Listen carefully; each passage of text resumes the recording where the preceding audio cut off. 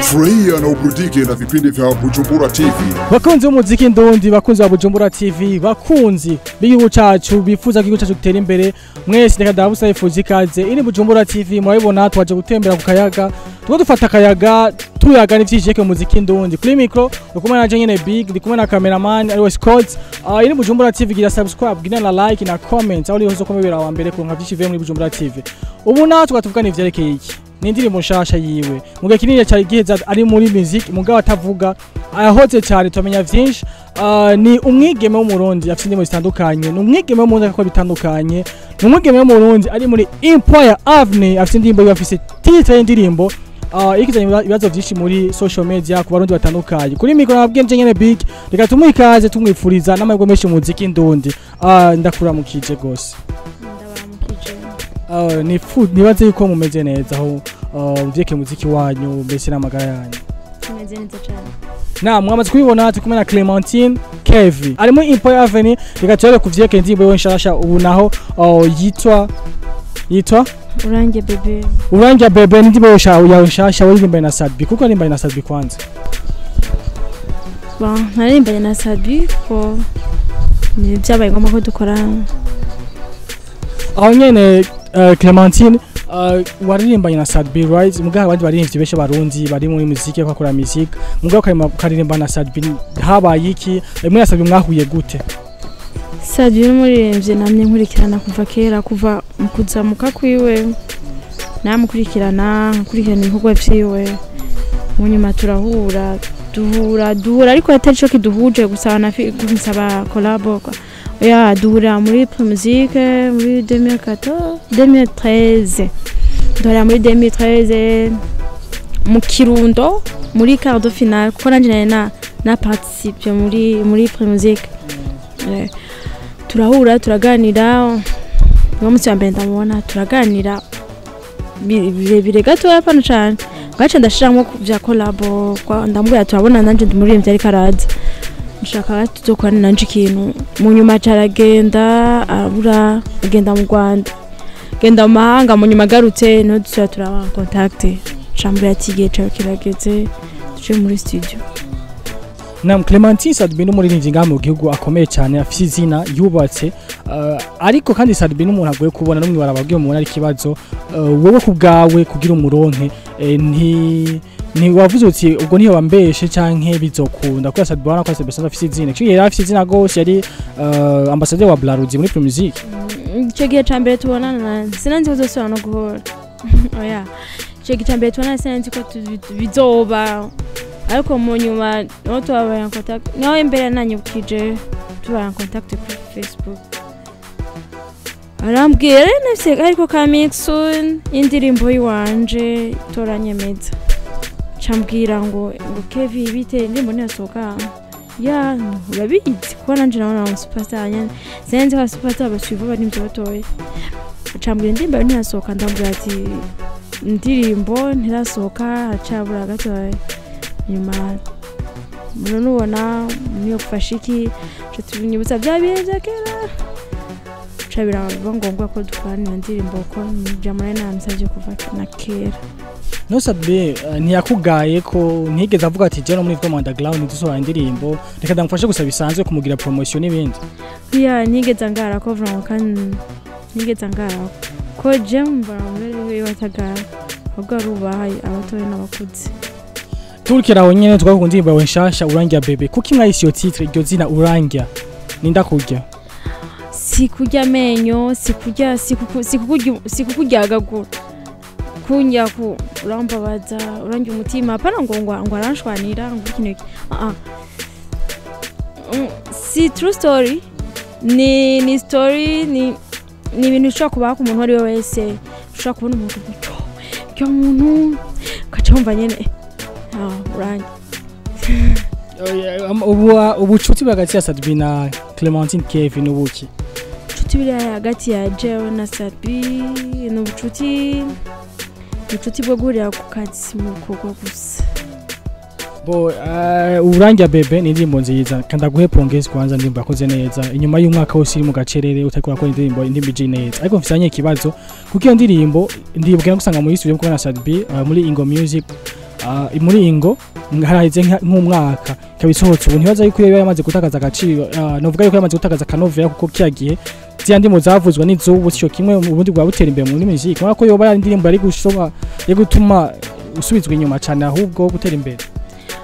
Oya ntigeze itakanovera cyangwa agaciro kuko kogwa ciza kirivukira indirimbo iri ishobora kuzoba hit kandi indirimbo zo gumana kanovera cyo bituma novuga ati umwaka yewe amaze umwaka muri studio mbwa twadusima twashiteye muri studio tuko turacira inzira ubwisuka imeze neza kuko urabona niyo mahajya tumaze gukora irya ndirimbo imbere kwizo acha asora fila vira indirimbo nzizera kundwa no love indirimbo ziraba hit chaji nayo kandi gishikemba yuzuguru inzira z'indirimbo yanje. Urangira baby ni indirimbo yawe shasha kuba atayumva abatarayi ayikurikirana ivuga yuva mu ntango gushika mu mpera resume nko ma seconda nka 5 secondes. Ni indirimbo yo kuryoherwa, indirimbo yo kudagadura, indirimbo yo kurimba umunezero sinovuga ngo murafise insiguro. Ni indirimbo yo mu kirori nyene sinovuga ngo ndafise insiguro mvuga ati ego nivyo no kubona umuntu ukamubwira urangya umutima urangya umutima na urangya Clementine ubu nafise projet zimeze gute hamwe na Sadbi? Projet ya je na Sadbi champion na mbere ndi muri label yiwe ndi muri Impa Avenue du sang projet menshi sinovuga ngo ngiye kuma mu makolabo ya Sadbi ibikorwa bimwe bizonda bikora kwa Georgian. Clementine uri muri label ya Sadbi uri kumwe n'abahungu mugahe nk'umukobwa umwe ari bwo mukunzi wa Sadbi Nice right ubwo ntibigutera novuga ati bigutera impungenge kuko n'abahungu gusa avuga ati abahungu bazavuba bagira ibindi babaze ibindi ugasanga mu twese tuteye imbere cyo gasanga bibaye ibindi ugasanga ko andi mu bahungu abantu bavyakira gute ugasanga ni birebire. Oya nta mpungenge ko yaba harimwe impungenge sinari kuba ndiyo. Oya yaba hari impungenge sinari kuba ndiyo nico gituma mbona ataco bimbwiye ko nabanje nanje kubona nkuko nanemeye kujayo nkuko hari handi ntoja bivanye n'izo mpungenge ariko nta mpungenge zihari.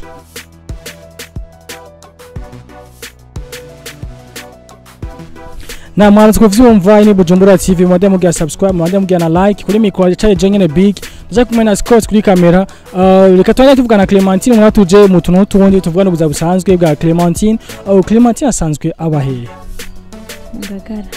Clementine yaheje amashuri yego Clementine arafise umukunzi ayivuze twomeza y'umukunzi wewe si shene kumva kuri social media ko shosa natabikunda kona. Clementine amajatu mukwa mwiza nga mu Burundi mu warinje wakobwa yovuga ndi yikuyemo naba mvuga umuntu ashavura sishimye kumvuga. Clementine amajati umurizo wo mu Burundi yorimbana nawe kese Sadbi amaze gutera imbere yemera ninde mu bakobwa no mu bahungu benshi barashoboye hariho benshi babizi si nava mburasho ko abarundi turashoboye cyane. Clementine Sadbi baraja ubwira ati Clementine ndagukunda mwe ntakiri kumwe na Nice wo kwemera Jonera impungenge gukunda na boss wanje nanye navyo uvuga. Clementine ndaje ndakubwira ati Clementine jenje kuba manager wawe wundi atari Impa Avenue wonyemera no bandiki heo. Clementine ndaje ndakubwira ati ndakuri indirimbo na Fizo worimbana nawe.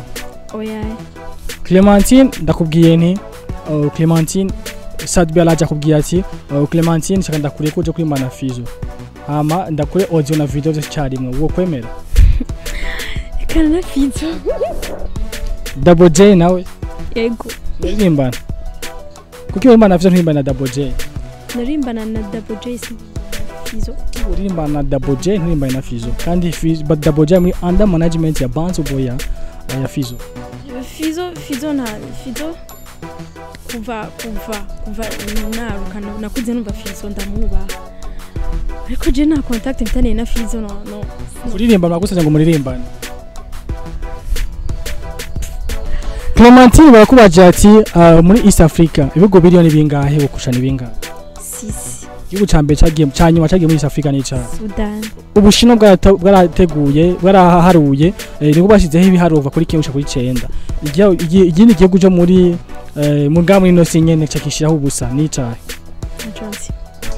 Matazi guys murafite chacha kumena Clementine kuri mikwa cyanyene J Big reka Clementine tumusezeye tumwifuza nawe umunezero niteka gishi muri music ubandanye uhezagirwa Mwakoze nawe akajambo kako fans bawe Clementine ndabakunda cyane ndabakunda mandanye kushikira cyane ndabakunda namwe murankunda kuko akajambo kako kuri Bujumbura TV ndabashimira cyane kumwe mushikiye umuziki ndundi mandanye muteza imbere tera imbere kira tugena twishikanye akapera kubana kwa turaho baryoherwe kwa Clementine Kevy ava muryango baririmvye ava muryango abantu baririmba baryoherwe biyumve neza kaju nyene bakumve kagororotse kamwe ko muri Empire Avenue urange baby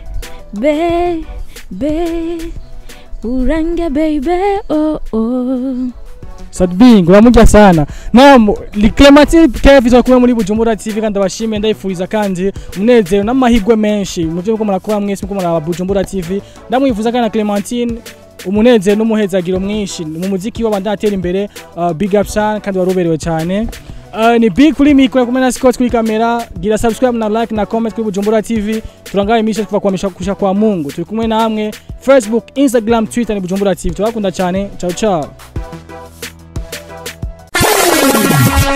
Furahia na uburudike na vipindi vya Bujumbura TV.